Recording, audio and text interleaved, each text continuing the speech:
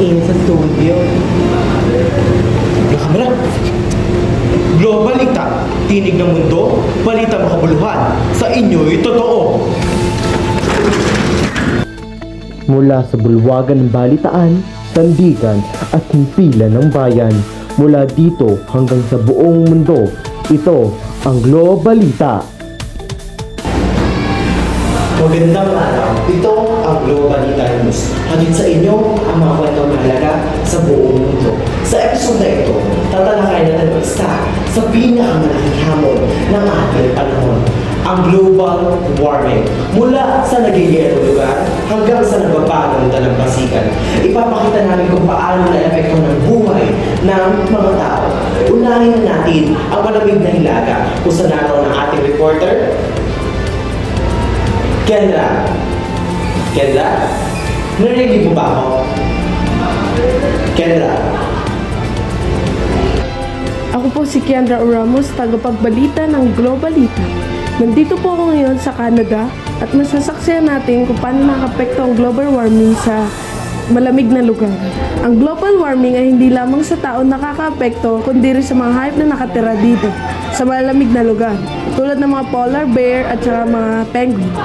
Dahil dito, nasisira rin ang mga tahanan nila. So may naanyayan po tayong pumayag na interviewin sa mga nararanasan niya ngayong taglamig dito sa lugar nila. Magandang araw po, ano po ang pangalan nyo? Mr. Geraldine po. So, dito na po ba kayo nakatira? Matagal na? Matagal na po. Ano pong nararanasan nyo ngayong taglamig ngayon sa lugar nyo?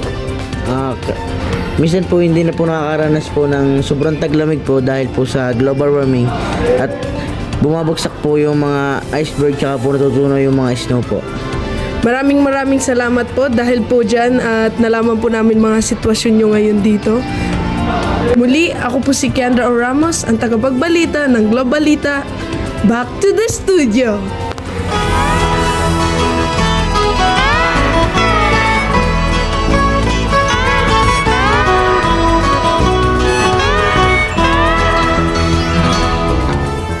Magandang tanghali mga kababayan.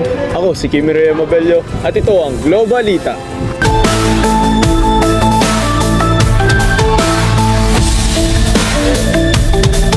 So naririto po tayo ngayon sa bayan ng Talisay at kitang-kita nyo naman po ang panahon. Sobrang init na dinudulot po ng global warming. At ang marami po sa mga residente dito ay nalulugi dahil sa pagkamatay ng kanilang mga alagang isda. Ngayon po ay mangangalap po tayo na impormasyon na manggagaling po sa isang residente ng bayan ng Talisay at tatanong po natin sa kanya kung ano po ba talaga na idudulot ng global warming sa kanilang panghanap buhay sa araw-araw. So ngayon po ay nandito si Manong at aalamin po natin kung ano po yung naidudulot sa kanyang panghanap buhay ang sobrang kainitan dito sa bayan ng Talisay. Manong, ano po ang naging naidudulot ng sobrang kainitan dito sa bayan ng Talisay sa inyong panghanap buhay sa araw-araw? Isiya pagkakahirap naman ng buhay din sa araw-araw. Lugi din sa araw-araw at kung mga isda ay laging patay, lang lagi ang hanap buhay namin. Hindi lamang ang kapaligiran ang naapekto ng global warming, kundi pati na rin ang buhay namin. Bilang mga isda, ito na lang tanging bumubuhay sa amin. Global warming ay hindi lang tungkol sa mainit na taglamig na natutulog sa yelo. Ito ay ang pagmatagalang pagtaas ng average na temperatura ng mundo. Ngunit may pag-asa. Maliit man ang hakbang, ngunit ito'y mahalaga.